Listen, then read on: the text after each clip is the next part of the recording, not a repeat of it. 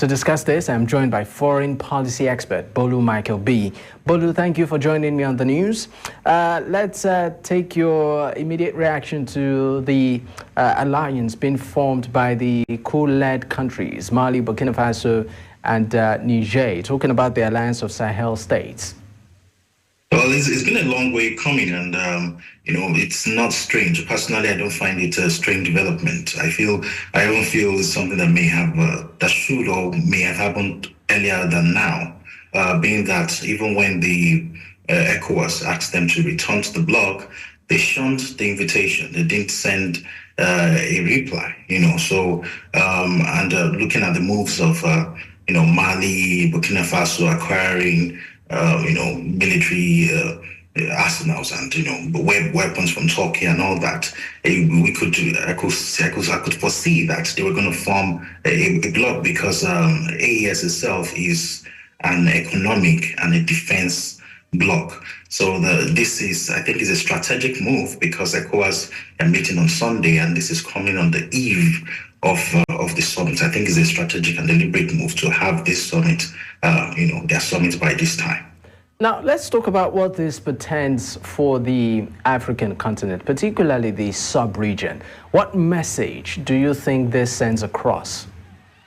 Well, it's a lesson. It's a lesson for other blocs. I hope other blocs will learn from ECOWAS in their approach, because I think the mistake that ECOWAS made at first was passing threats to these countries, and that's not how diplomacy works. The diplomacy is all about being persuasive rather than being aggressive. And I hope other blocs would learn from this and really get to understand and come to terms with the reality that we can't really tell countries what to do. We can only admonish them, we can only encourage them, we can only persuade them to make certain moves, and cannot use force in any way to have them do what you want them to do as a bloc. Now, let's also look at the recent move by these leaders rejecting, Paris influence and, of course, expelling the troops.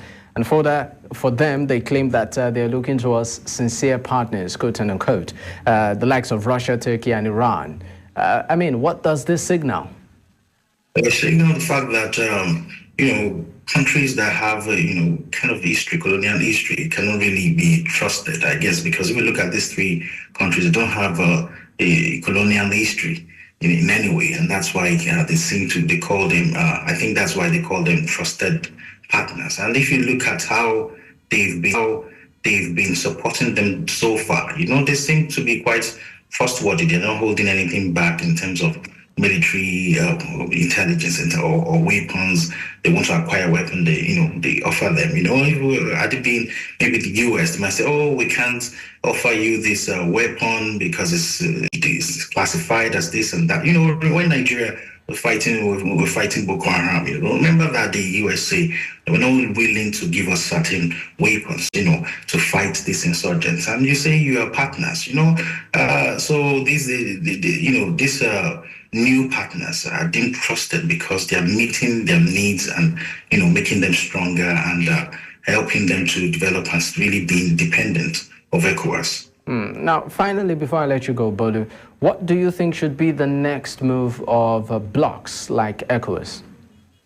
Well, the next move should be, the summits that ECOWAS have on Sunday. They will be talking about how they should relate with the AES, which is in a way a recognition of the bloc, and I think it's very important that they really have that discussion and tread softly going forward, maybe kind of absorbing them in a way and integrating them into regional cooperation. And it's going to be of mutual benefit because these AES states are three landlocked countries, that affects their economic development in a way. So they have to be friends with their neighbors to be able to carry out some economic transactions. So they could foster a mutually beneficial relationship, and I hope that ECOWAS will be open to absorb them into that mutual cooperation.